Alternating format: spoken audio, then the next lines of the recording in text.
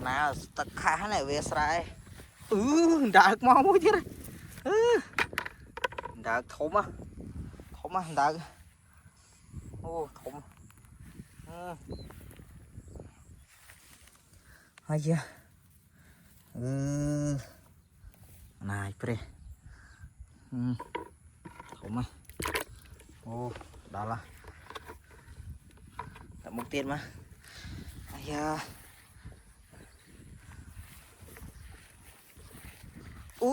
mai khá băng đi mai đâu sao trai đi mai đi mau ơi vui chặt mà nó nguôi cho em dễ thôi nè sao trai vậy như khơi nhỉ tạm thọc không với khá băng này vì trong chỗ băng cái này chặt không bây giờ nè co à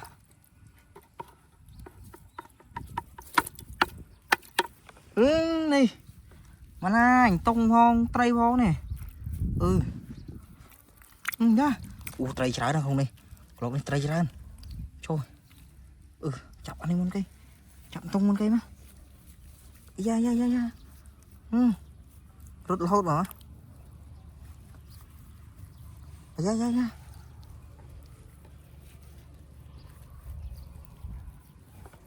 gì ya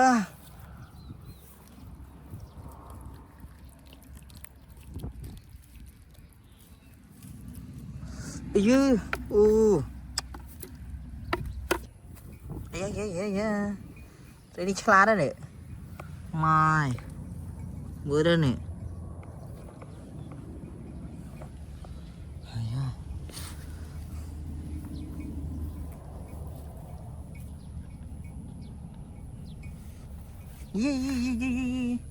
ý số tổng in rồi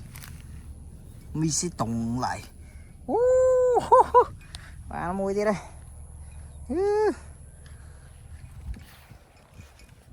mùi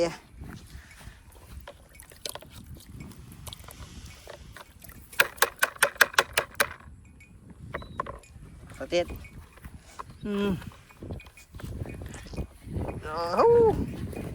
mai mau satray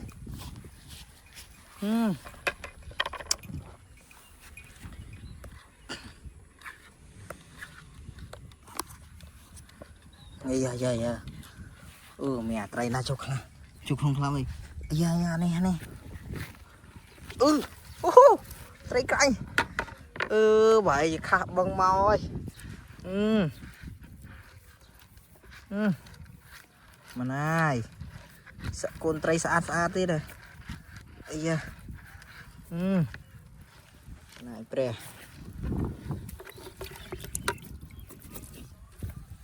nè mùi tiết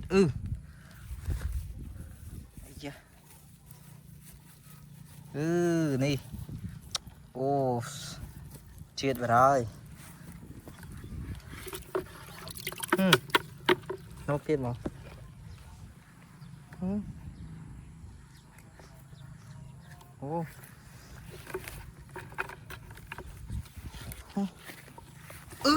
ma con rác miên mũi tiết cái này nè ấy chưa này chết bát tiết riu tiết giờ chập môi này đây ba trâu bát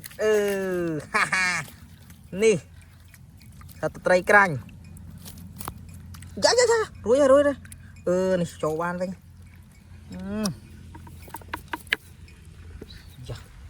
dạ này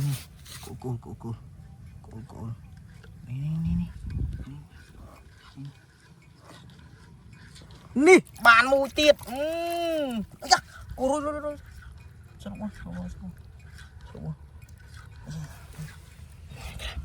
Kram mùi tích bàn mùi tiệt Yeah. Yoo-hoo!